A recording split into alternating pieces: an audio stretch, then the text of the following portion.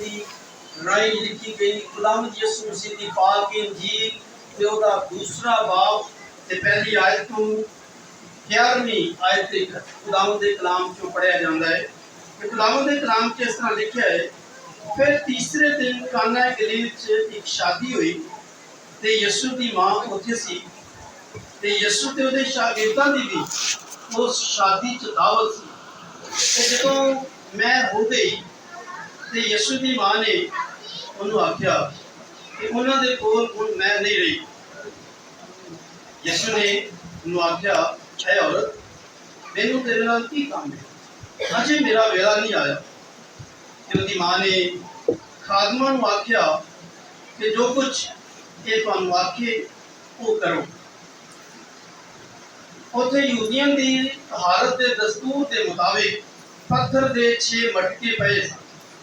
उन्हां विच 3 दिन मन की गुंजाइश सी। यीशु ने उन्हां नूं आख्या मटकियां नूं पानी नाल भर दिओ। ते फिर उन्होंने उन्होंने लबालब भर दिता। ते फिर यीशु ने उन्होंने आख्या कि हुण इहदे चों कढ के ते मेरे मजलिस दे कोल लै जाओ। वो उहदे कोल लै गए। ते जदों मेरे मजलिस ने वो पानी चखिया जिहड़ा मैं बन गया सी ते जानदा नहीं सी कि ये मैं कित्थों आई है, मगर खादम जिन्हां ने पानी भरिया सी वो जानते सन। ते मेरे मजलिस ने दूल्हे नूं बुला के आख्या कि हर शख्स पहले अच्छी में पेश करता है ते नाकिस उस वेले जदों सारे पी के छक जान, मगर तू अच्छी मैं कित्थे रख छड़ी सी। ये पहला मुआजा यीशु ने काना गलील च उठा के अपना जलाल जाहिर किया। उहदे शागिर्द उहदे ते ईमान ले आए। खुदावंद के कलाम दे पढ़े सुने जान के खुदावंद दी बरकत। खुदावंद के कलाम च इब्रानियों के खत साफ लिखा है कि ब्याह करना तुहाडे दरमियान इज्जत की गल समझी और ये कोई शक नहीं कि शादी ब्याह इज्जत की गल।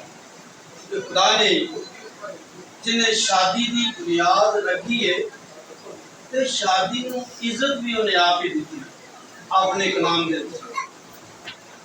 खुदावंद दा कलाम जिहड़ा है वो एक शादी नाल शुरू हुंदा है ते एक शादी दे नाल इख्तिताम पजीर हुंदा है।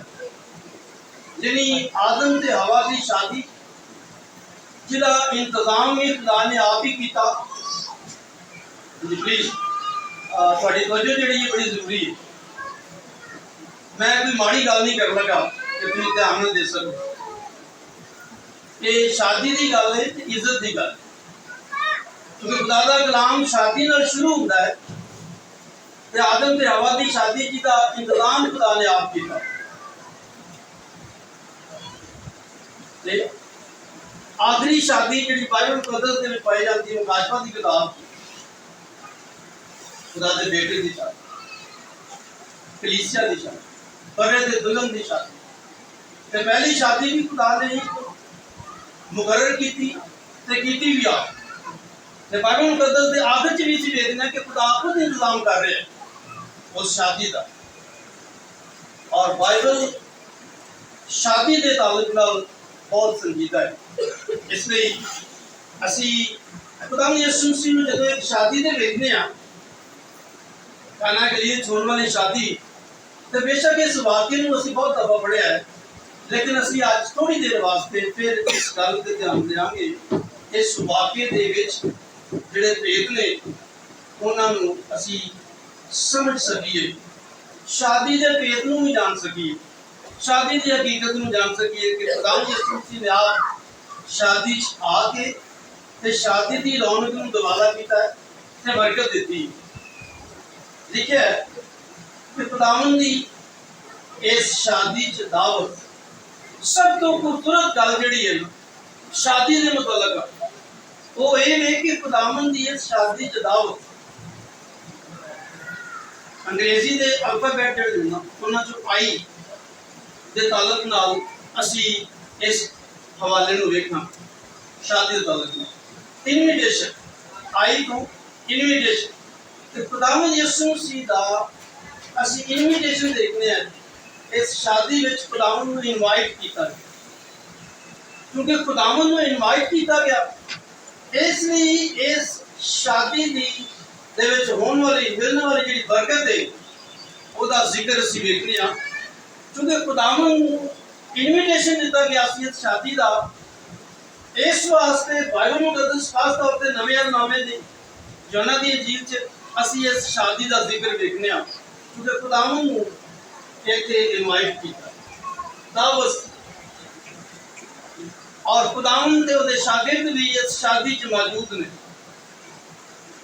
ਜਾਮ ਦਸਤੂਰ ਦੇ ਮੁਤਾबिक ਜਿਹੜਾ ਮਸ਼ਰੂਬ ਸੀ ਉਸ ਵੇਲੇ ਅੰਗੂਰਾਂ ਦਾ ਰਸ ਮੈਂ ਜਿਹੜੀ ਸੀ ਉਹ ਮਹਿਮਾਨਾਂ ਦੀ ਖਾਤਰ ਤਵਾਜ਼ੇ ਵਾਸਤੇ ਪੇਸ਼ ਕੀਤੀ ਗਈ, ਲੇਕਿਨ ਅਸੀਂ ਵੇਖਦੇ ਹਾਂ ਕਿ ਮੰਜ਼ਰ ਬਦਲ ਗਿਆ। ਥੋੜੇ ਹੀ ਅਰਸੇ ਦੇ ਵਿੱਚ ਮੈਂ ਖਤਮ ਹੋ ਗਈ ਤੇ ਉਸ ਸ਼ਾਦੀ ਵਾਲੇ ਘਰ 'ਚ ਤੇ ਖੁਸ਼ੀ ਵਾਲੇ ਘਰ 'ਚ ਅਸੀਂ ਵੇਖਦੇ ਹਾਂ ਕਿ ਪਰੇਸ਼ਾਨੀ ਦੀ ਹਾਲਤ ਹੋ ਗਈ, ਇੱਕ ਮਾयूसी ਇਸ ਸ਼ਾਦੀ ਵਾਲੇ ਘਰ 'ਚ ਵੇਖਦੇ ਹਾਂ। ਸਾਰੇ ਪਰੇਸ਼ਾਨ ਨੇ ਕਿ ਹੋ ਕੀ ਗਿਆ। ਮੈਂ ਦਾ ਇੰਤਜ਼ਾਮ ਤੇ ਕਾਫੀ ਸੀ, ਲੇਕਿਨ ਮੈਂ ਘਟ ਗਈ ਹੈ ਤੇ ਮਹਿਮਾਨ ਕੀ ਆਖਣਗੇ।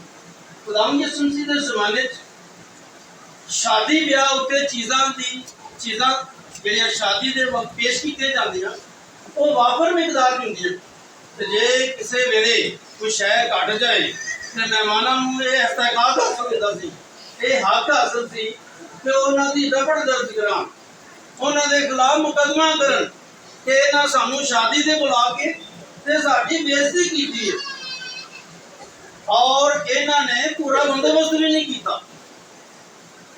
ਤੇ ਸ਼ਾਦੀ ਵਾਲੇ ਘਰ खुशी की बजाय परेशानी का होना ये बड़ी मुश्किल पै गई।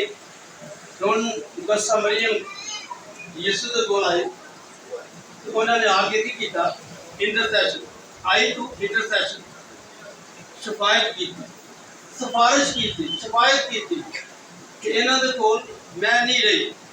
दूसरा आई खुदावंद दे कोल आना ते शफायत करना, खुदावंद नूं कहना, क्योंकि खुदावंद की असीं पहली गल वेखदे हां कि इत्थे दावत है, खुदावंद नूं इनवाइट किया गया है। ते दूसरी गल कि खुदावंद दे कोल आके ते शफायत की गई, शफायत करने वाली मुकद्दस मरियम आप मुकद्दस मरियम ने की किया, इन्हां दे कोल मैं नहीं रही। खुदावंद ने कहा कि मैनूं तेरे नाल की काम है, अजे मेरा वेला नहीं आया। लेकिन मुकद्दस मरियम ने उत्थे जिहड़े खादम ने जिहड़ी उस शादी वाले घर जिहड़े काम करने वाले बुलाए गए ने उन्होंने ये कहा भी जो कुछ ये आखे वो करना। और एक होर दूसरी गल जिहड़ी खास गल असीं इस शादी के मौके ते वेखदे हां कि मुकद्दस मरियम ने आख्या कि जो कुछ यीशु तुहानूं आखे वो ही करना। ते फिर खुदावंद यीशु मसीह ने भी उन्हां खातों को कहा कि आज मटके पए ने इन्होंने पानी में भर इंस्ट्रूमेंट्स।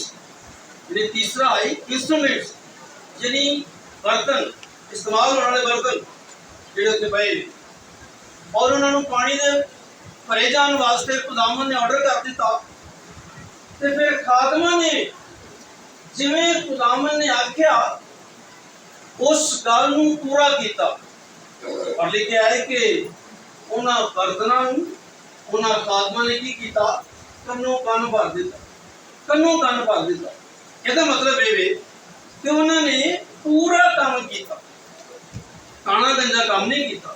खुदावंद यीशु मसीह की गल मनण दे विच उन्हां काना गंजा काम नहीं किया जिवें असीं अक्सर करने आ शादी ब्याह ते या कोई भी काम में खुदावंद दे हवाले नाल साडा ताल्लुक काना गंजा ही होंदा। थोड़ा बहुत कर लिया बस लोगों को बखाण वास्ते, बाकी सारे काम अपने करने ते रीझ नाल करने, हर काम पूरी रीझ नाल करना। लेकिन खुदावंद दे ताल्लुक नाल कोई काम होना तो वो बस बुखारे वास्ते ते काना गंजा काम। अगर असीं शागिर्दां नूं वेखदे हां जिन्हां नूं कहा गया भी ये पानी उन्हां मटकिਆਂ ਨੂੰ पानी नाल भर दिओ, उन्होंने उन्हां मटकिਆਂ ਨੂੰ कन्नों कन भरिया। यह गल जिहड़ी है ये इस मुआजजे की बुनियाद है। ਪਹਿਲੀ ਗੱਲ ਤੇ ਇਹ ਵੇ ਕਿ ਖੁਦਾਵੰਦ ਦੀ ਗੱਲ ਨੂੰ ਮੰਨਿਆ ਗਿਆ ਤੇ ਖੁਦਾਵੰਦ ਨੇ ਕਿਹਾ ਪਾਣੀ ਭਰ ਦਿਓ ਤੇ ਖਾਦਮਾ ਇਹ ਨਹੀਂ ਸੋਚਿਆ ਕਿ ਪਾਣੀ ਮੈਂ ਕਿੰਜ ਬਣ ਜਾਏਗਾ। ਪਾਣੀ ਦੀ ਤਰਕੀਬ ਵਿੱਚ ਕੁਝ ਫਰਕ ਹੈ, ਲੇਕਿਨ ਉਹਨਾਂ ਨੇ ਖੁਦਾਵੰਦ ਦੀ ਗੱਲ ਨੂੰ